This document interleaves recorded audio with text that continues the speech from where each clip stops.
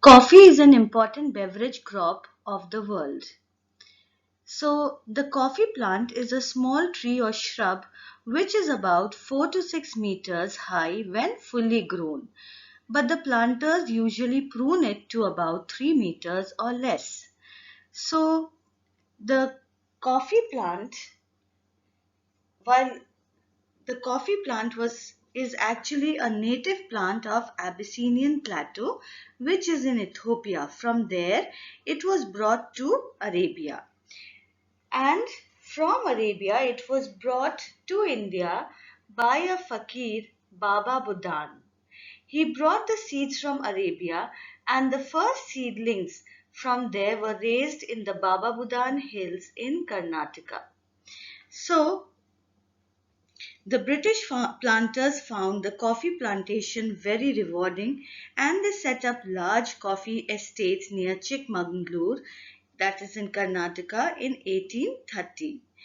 Later, as time passed by, the coffee plantations spread over vast hill tracts of Kerala, Tamil Nadu, the Nilgiri Hills, Cardamom Hills, Palni, Annamalai Hills. So, Indian coffee is very well known for its quality and it is in great demand in the international market. So, coffee is an important source of foreign exchange for India because India sells coffee to a number of countries like UK, USA. Coffee is a strictly highland tropical crop. The varieties of coffee grown in India are coffee arabica, coffee robusta, and coffee liberica. Coffee liberica is the finest coffee, but it is very delicate and susceptible to leaf and other diseases. It is grown in over 60% of the area under coffee on slopes ranging from 750 to 1500 meters high. So its main varieties are the Chicks, the Kurgs, the Kents, Blue Mountain. It produces superior quality beans, the hectare yield ranging from 500 to 600 kgs. The second variety is coffee robusta. So it is grown in the lower elevation between 300 to 600 meters in various districts of South India where coffee arabica does not thrive well. It is more hardy but yields poor quality coffee when compared to coffee arabica. It can survive even in the arid conditions and it is disease resistant. The third variety is coffee liberica. This is a hardy and a disease-resistant species which is suited to lowland rather than upland conditions. It gives heavy yields of moderate quality coffee. Both Robusta and Liberica are particularly suitable for making instant coffee and are thus gaining greater importance in the recent times. So in this slide, children, you can see the picture of the coffee beans of coffee Arabica, Liberica and Robusta. So Arabica is the superior quality coffee. Now let us see what are the favorable conditions, the favorable geographical requirements for the growth of coffee. Coffee needs well-drained, rich friable loams containing a good deal of humus and minerals like iron and calcium. The soil must be properly manured to retain and replenish fertility and therefore to increase the productivity.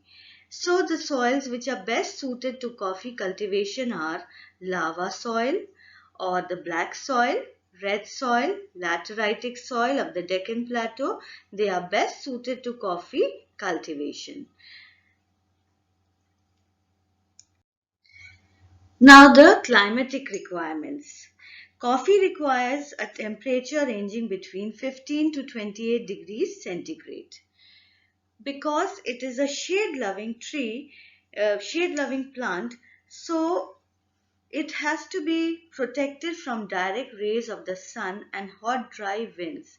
Therefore, it should be grown under shady trees. So here you can see the picture of a coffee plantation in which you can see the coffee plants. In the coffee plantation, in between there are tall trees which provide the shade. Now rainfall, it requires a rainfall which is well distributed throughout the year, ranging between 125 to 200 centimeters. Now conditions like frost, snowfall, very high temperature, prolonged drought conditions are harmful for the coffee plant. At the time of ripening, dry weather is essential. Stagnant water is very harmful.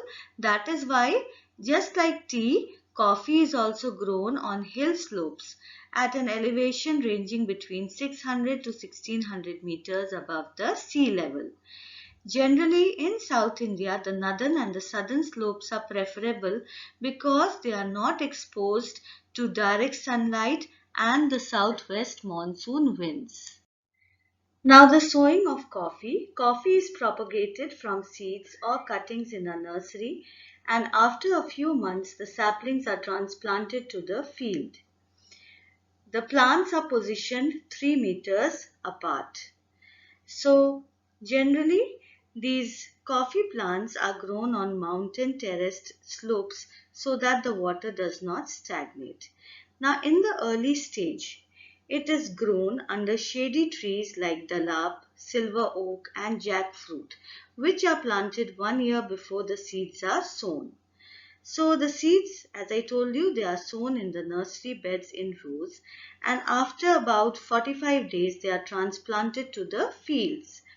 Now uh, a number of cover crops are grown like uh, silver oak, jackfruit, other trees like orange, cardamom, then pepper vines are also interplanted for earning extra income. So because they generate an extra income for the farmers, and honey bees are also reared on coffee plant as they help in pollination. So this is about the sowing of coffee plant.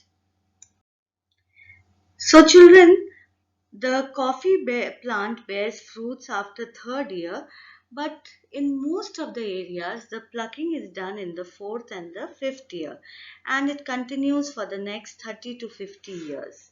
So uh, coffee picking is done mostly by hand by removing the ripe berries from the stalk. So, in sometimes indiscriminate picking of both the ripe and unripe berries results in coffee beans of inferior quality which fetch low price for the farmers. Now, generally plucking takes place in October-November when the monsoon is just over. The sunny weather helps in drying the berries. Coffee Arabica ripens in October, November, and coffee robusta in January or February, and plucking can be done several times. In Karnataka, plucking is done 4 times a year. Ripe berries are plucked by hand and it has to be done very carefully. Each berry contains seeds, that is the coffee beans.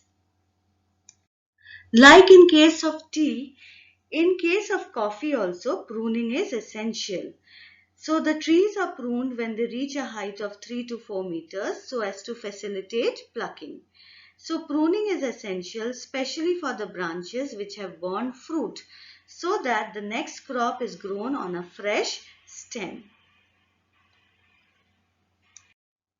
Now next is processing of the coffee. So there are two methods of processing the plucked coffee berries, the wet and the dry methods. So the coffee process by wet method is called parchment coffee or plantation coffee. This is obtained by pulping, in which the pulp is removed, fermenting, washing and drying.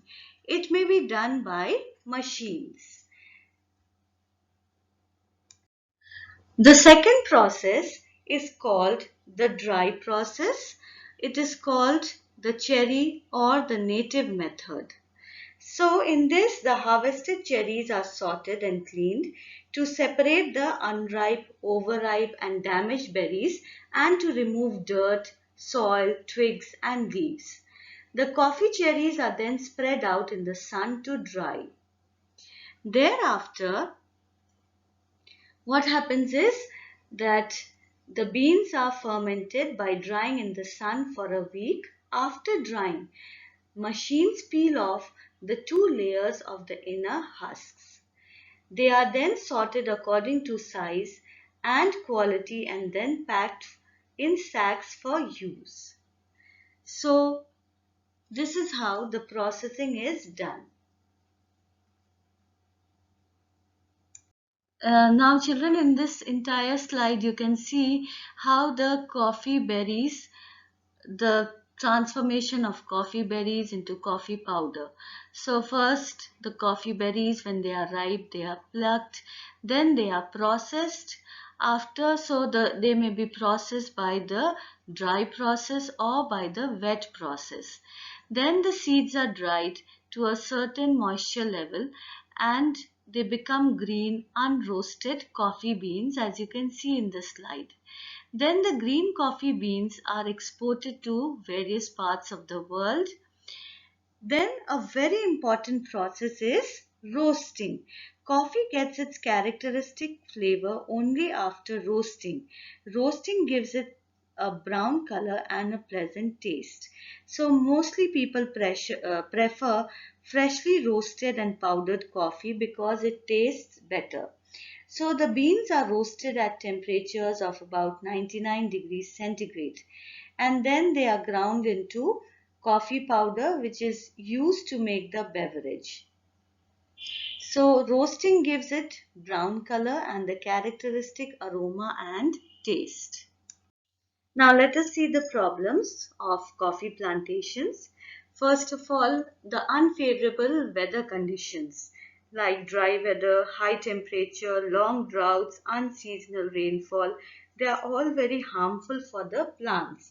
So that is why its cultivation is restricted in those areas where the mean annual temperature does not exceed 28 degrees centigrade. Then another problem faced by the coffee planters is diseases, which especially the coffee plants are subjected to fungus diseases. The second type of disease is known as the coffee rot, which has caused severe damage during the rainy season, particularly in the coffee plantation in Kerala. So, to improve the coffee yield, the government is trying to promote coffee cultivation under national policy of tribal development in such non-traditional areas like Andhra Pradesh, Odisha, Andaman and Nicobar Islands. Also, the government is introducing high-yielding plants, improved techniques, good quality manure and latest pest control methods in order to improve the coffee production. Now lastly, let us see the areas. So coffee is cultivated mainly in the three South Indian states, that is in Karnataka, Kerala and Tamil Nadu. So in Karnataka, it is grown mainly in Kodagu, Chikmagalur, Shimoga, Hassan and Kurg districts. So you must learn these areas. Then in Kerala, it is grown in Kozhikode, Malappuram, Kollam, Palghad and Kottayam. Then in Tamil Nadu, it is grown in Nilgiri. It is grown from North Arcot to Tirunelveli. So these are the main coffee producing states of our country.